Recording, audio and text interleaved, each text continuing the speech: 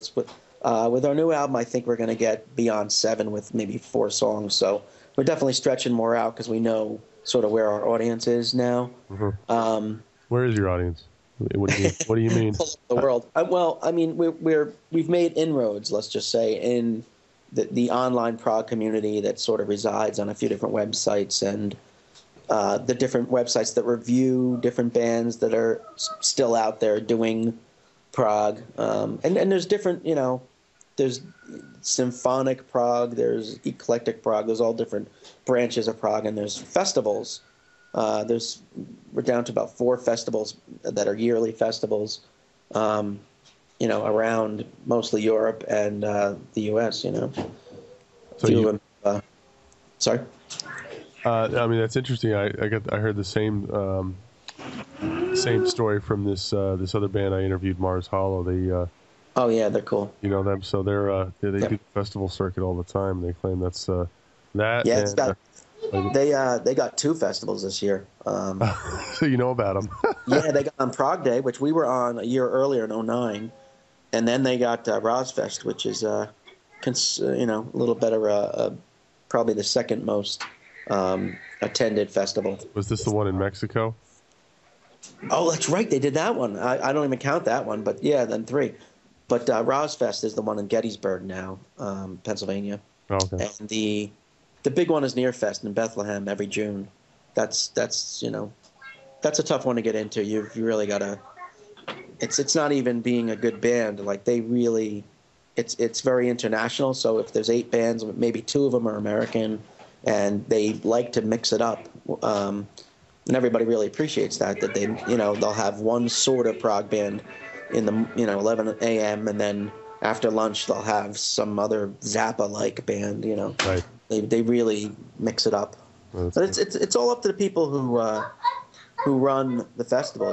It's their money on the line, and they can choose who they want. So yeah. We were kind of surprised when Prog Day called us because we weren't really. We definitely gave them our stuff. We give all the festivals our stuff and say, hope you like it.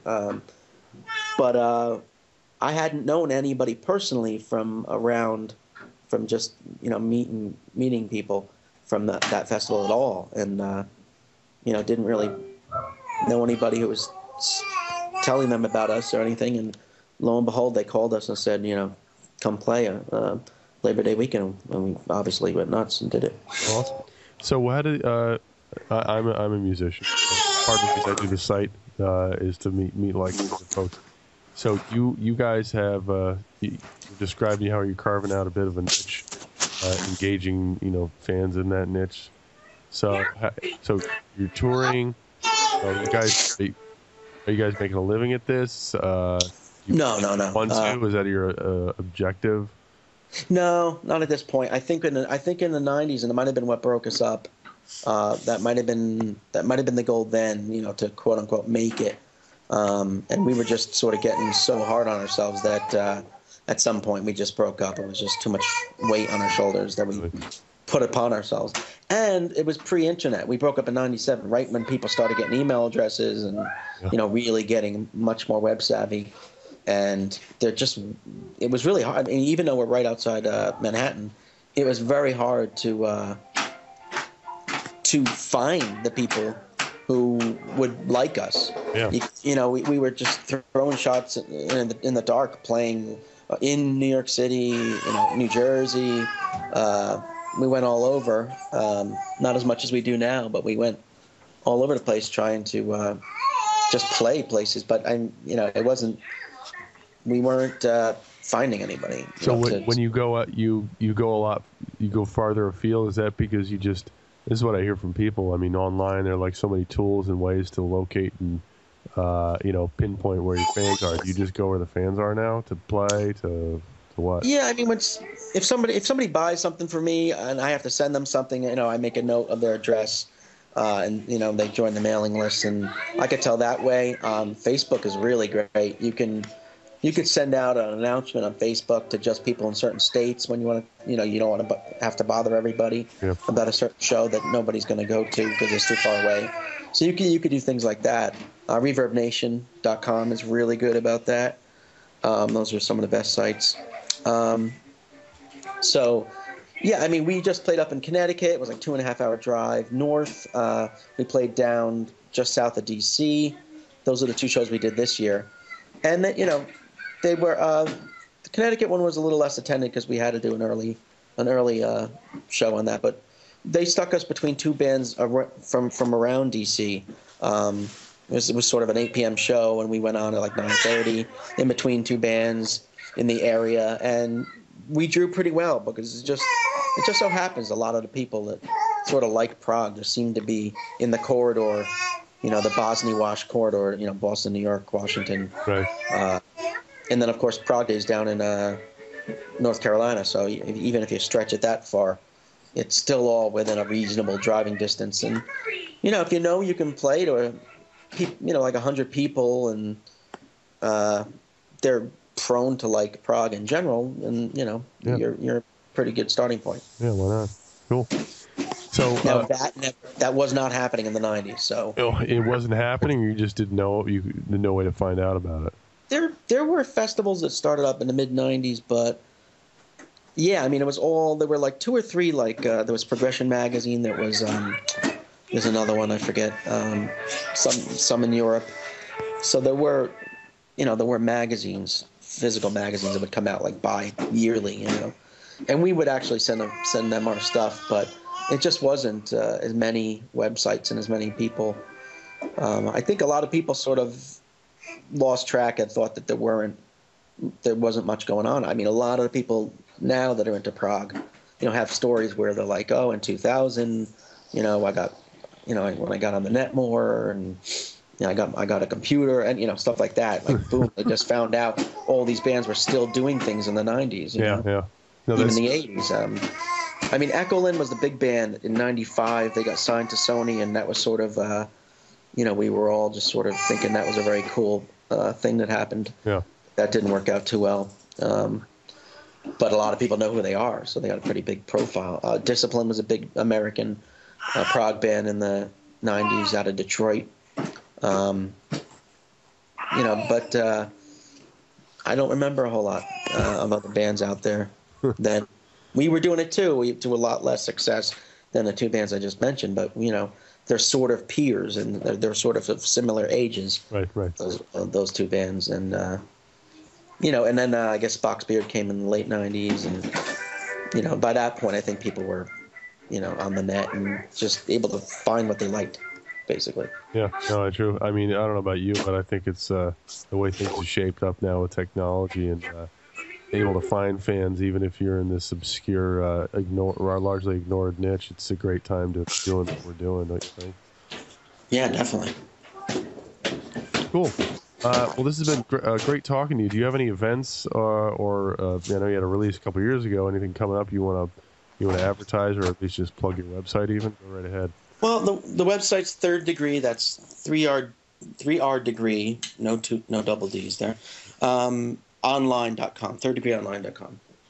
From there, you can connect to all the other sites where you can friend us, follow us, etc. The new album is about 2 years old now. It's called Narrowcaster. And we're working on the follow-up. And we're debating over releasing songs one by one, sort of as we finish them, rather than a whole record. Yeah. Although those songs could end up on a proper, CD at some point. Right.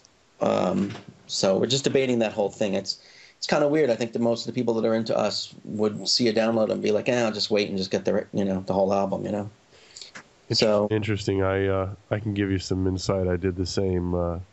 I've never released an album, and I've just did it. I dribs and drabs a track every month or so. Right. And then just this weekend, I'm going to finally publish the CD and make the whole thing available for paid download. Cool. Who knows what it would be like if I had a following to start with, like you do. Definitely worth experimenting with. Is it keeps the stream, it keeps the trail warm versus it's hot for a little while and then it's cold for a long time. Yeah, it's debatable. I mean, we're going to be on a Yes tribute CD out of Italy early next year. We were on a Marillion one with the same label earlier this year. And those are little things, but not a whole lot of people were privy to them. But yeah, you got to figure out, what's worth your time to do, because a band like us, we're busy. It takes us so long to do stuff because we're scattered around the country. Our guitarist is in L.A. And we just work slowly because of just real life events and stuff. And we really got to think, is it worth to spend a few months, recording a cover song for a tribute album? Will the exposure from that be, worth it, or should we get our own album done 3 months earlier? Or, it's just weird trade-offs you got to think about. And with a few of the things we've done lately, we've that have pushed back this new album, it's really something we need to really focus in on. Yeah. Well, I wish you luck, man. Thanks again for talking. This has been great. Yeah, same here. Thanks for listening. Come visit again at bandslikerush.com. You can check out my own music at bensummer.com. Sign up for the mailing list, and you get 3 free downloads. Take my downloads, please. Anyway, we're going to close with one more full-length track from the band's 1996 album called Human Interest Story. This is the title track. Picking it because it is probably the most Rush-like rockin' track that they have to offer. So, take care.